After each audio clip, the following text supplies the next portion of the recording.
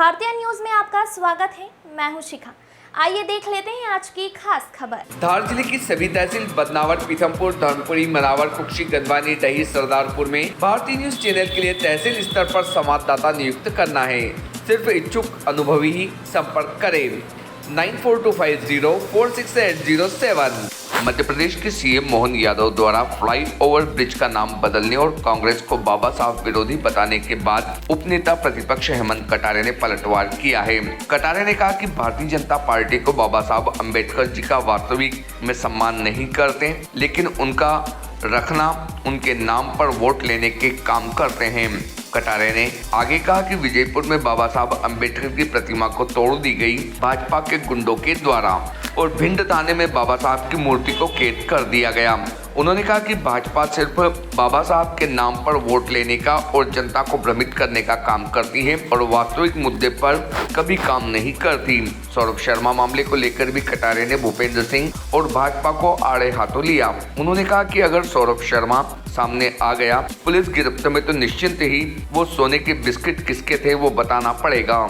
उन्होंने आशंका जताई कि सौरभ शर्मा की भी हत्या करवाई जा सकती है, क्योंकि अगर सौरभ शर्मा की गवाही हो गई तो भारतीय जनता पार्टी की सरकार गिर जाएगी। भारतीय न्यूज के लिए जफर अली की रिपोर्ट। मैं सिर्फ इतना कहना चाहूँगा कि ये जो नाम बदलने की राजनीति है, भारतीय जनता पार्टी को बाबा साहेब अम्बेडकर जी का वास्तविकता में सम्मान नहीं करते, लेकिन उनके नाम रखना, उनके नाम पर वोट लेने का काम करते हैं। आपने हाल ही में देखा होगा, विजयपुर में उपचुनाव हुआ, वहां बाबा साहेब अम्बेडकर जी की प्रतिमा तोड़ दी गई गुंडों के द्वारा। भाजपा के गुंडे थे। क्या उनको जेल भेजा? आपने बाबा साहब का सम्मान करने की बात करते हो। आपने भिंड में फूफ थाने में बाबा साहेब की मूर्ति थाने में कैद रखी है। आप बताओ, मध्य प्रदेश में बाबा साहेब को थाने में कैद कर दिया मूर्ति के माध्यम से, तो वहां बाबा साहेब का इनको सम्मान नहीं ध्यान आता। इनके सारे वरिष्ठ नेता, मोदी जी, अमित शाह जी, जितने वरिष्ठ नेता हैं, एक पूर्व मंत्री हैं, वो तो ये कहते हैं कि 400 का आंकड़ा पार कर लेंगे तो हम संविधान बदल देंगे।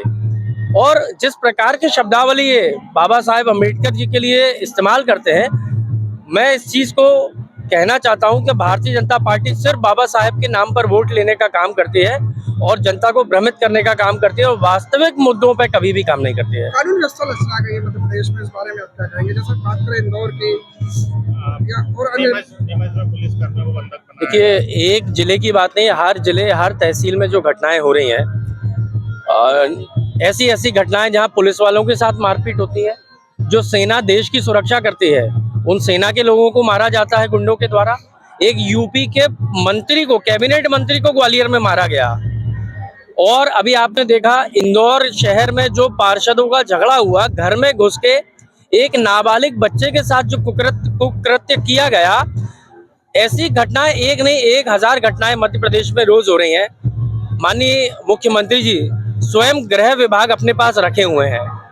यदि वो गृह विभाग नहीं संभाल पा रहे, कानून व्यवस्था नहीं संभाल पा रहे हैं, तो किसी योग्य व्यक्ति को गृह मंत्री उन्हें बना देना चाहिए, क्योंकि इससे मध्य प्रदेश की बदनामी पूरे देश में हो रही है। मैं समझता हूँ कानून व्यवस्था संभालने में मध्य प्रदेश की सरकार और माननीय मुख्यमंत्री जी पूरी तरीके से विफल साबित हुए हैं।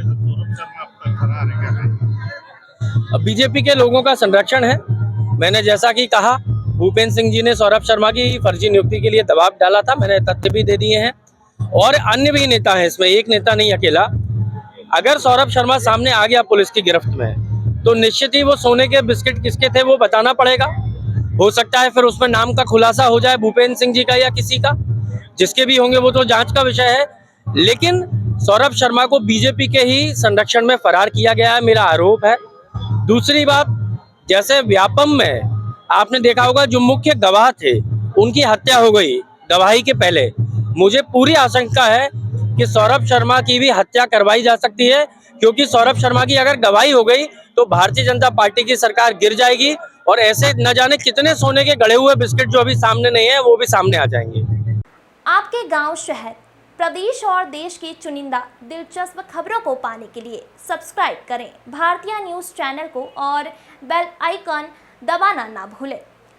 खबरें पसंद आए तो लाइक और शेयर ज़रूर करें।